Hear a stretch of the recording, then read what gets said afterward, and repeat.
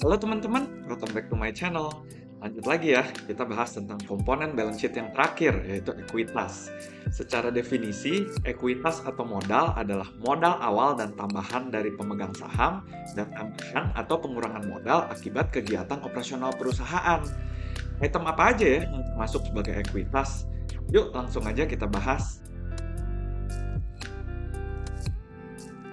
Item pertama, modal saham. Modal saham ini adalah modal yang secara sah diakuin secara hukum dan tertulis di anggaran dasar dan akte perusahaan. Secara jumlah, modal saham bisa kebagi jadi dua, modal dasar dan modal yang ditempatkan dan disetor. Modal dasar ngegambarin total jumlah saham yang dimilikin sama perusahaan. Sedangkan modal yang ditempatkan dan disetor ngegambarin porsi saham yang udah disubscribe dan dibayarin sama pemiliknya. Dari pool modal dasar ini, nggak semuanya harus ditempatkan dan disetor. Bisa aja disimpan dulu buat keperluan lain-lain ke depannya.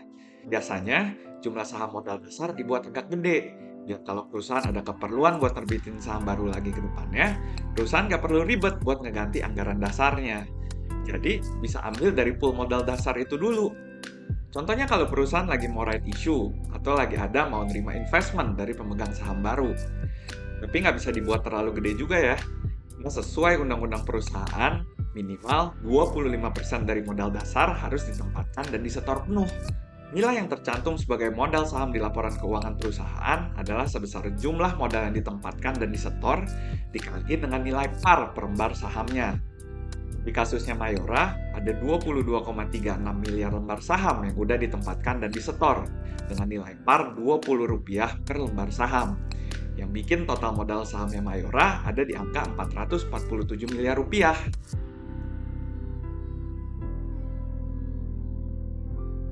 Tambahan modal disetor atau paid-in capital ini muncul kalau misalnya saham yang disubscribe nilainya lebih tinggi kalau dibandingin sama nilai par.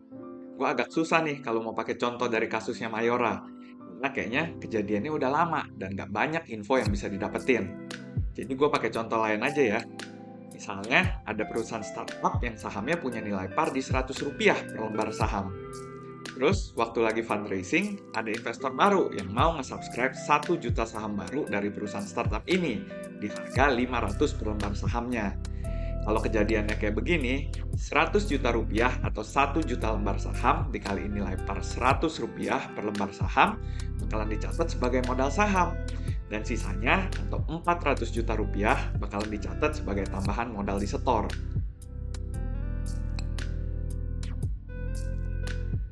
Lanjut ada saldo laba atau retained earnings. Retained earnings adalah akumulasi nilai laba atau rugi yang dibukuin perusahaan sejak awal perusahaan mulai beroperasi, dikurangin sama dividen kalau ada. Atau dengan kata lain, retained earnings ini adalah nilai laba yang diputerin lagi sama perusahaan buat ngembangin bisnisnya. Retained earning juga ngasih lihat kalau ternyata penambahan atau pengurangan nilai yang kita dapetin dari kegiatan operasional kita akan langsung berhubungan sama total modal dan kekayaan kita. Kalau perusahaannya untung, ya modalnya akan naik. Tapi sebaliknya, kalau perusahaannya rugi, jadi modalnya bakalan turun. Karena nilai net profit and loss ini bisanya dilihat di income statement, secara nggak langsung, pergerakan retained earnings ini akan berhubungan sama pergerakan income statement. Kalau dividen, mungkin nggak kelihatan ya di income statement atau balance sheet, tapi bisa dilihat di laporan perubahan ekuitas yang biasanya letaknya ada di setelah income statement. Kalau kita lihat di kasusnya Mayora, tanggal 31 Desember 2020, nilai saldo laba Mayora ada di angka 47 miliar yang udah ditentuin penggunaannya dan 10,5 triliun yang belum ditentuin penggunaannya. Kalau dijumlahin dan dibandingin ke tahun 2021, ada kenaikan sekitar 112,5 miliar. Di mana nih pergerakannya? Kalau kita lihat ke laporan perubahan ekuitas, ternyata perubahannya ada di penambahan akibat laba perusahaan sebesar 1,275 triliun yang bisa juga kita lihat di income statement-nya, dan pengurangan dari dividen sebesar 1,16 triliun. Menarik ya, ternyata dari sini kelihatan kalau di tahun 2021 Mayora ngebagiin 90% dari laba tahun 2020-nya buat dividen. Next, selisih kurs penjabaran. Di tanggal 31 Desember 2020 dan 2021, Mayora punya beberapa subsidiaries yang dikonsolidasiin. Bisa kita lihat di sini, ada beberapa anak usahanya yang lokasinya ada di luar negeri. Dan buat anak usahanya yang beroperasi di luar negeri ini, laporan keuangannya itu disusun dengan mata uang lokal, atau yang biasanya kita sebut sebagai functional currency. Karena laporan keuangan konsolidasian Mayora disusun pakai rupiah, jadi laporan keuangan anak usahanya ini harus dikonversiin juga ke rupiah. Nah, selisih yang muncul akibat perbedaan kurs ini akan dicatat di account selisih kurs penjabaran ini. Terakhir, kepentingan non-pengendali. Kepentingan non-pengendali ini basically adalah porsi yang sebenarnya bukan jadi kepemilikan pemegang saham utama. Mungkin jelasinnya agak susah juga nih kalau kita pakai contoh Mayora, karena lagi-lagi angkanya udah gede banget. Jadi gue coba pakai ilustrasi lain ya, yang lebih gampang. Anggap aja ada company A yang sepenuhnya dimodalin pakai modal sendiri. Modalnya 500 dan udah dipakai buat beli tanah 200 dan bangunan 50. Jadi kasnya tinggal sisa 250. Nah, company A ini mau mengakuisisi 80% company B yang juga sepenuhnya dimodalin pakai modal sendiri.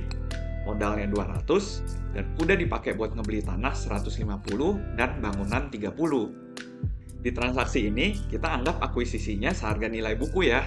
Berarti 80% dikali 200 modal B atau 160. Nah, laporan keuangan konsolidasiannya nantinya bentuknya bakalan kayak gini nih. Kas 110 yang terdiri dari kas company A ditambah kas company B dikurangin dengan nilai belinya tadi 160.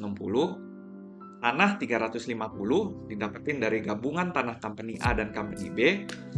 Bangunan 80 sama gabungan bangunan company A dan company B, dan di sisi satunya modalnya akan ngikut modal company A di 50. Terakhir ada kepentingan non-pengendali atau non-controlling interest sebesar 40 yang didapetin dari porsi kepemilikan yang bukan milik company A, yaitu 20% dikaliin modal B sebesar 200 atau di 40. Udah deh, balance laporan keuangannya. Udah jelas ya? Jadi simpelnya, kepentingan non-pengendali ini adalah bagian yang dipegang sama pemegang saham minoritas dan bukan jadi bagian kepemilikan dari pemegang saham mayoritas. Oke, sekian dulu pembahasan kita tentang ekuitas. Kalau masih ada yang belum jelas atau mau ditanyain lebih lanjut, boleh langsung ditanyain di kolom komentar di bawah. Semoga video ini boleh berguna buat kita semua. Jangan lupa buat like, comment, subscribe, dan share video ini ke teman-teman kalian. Thank you for watching and see you in the next video.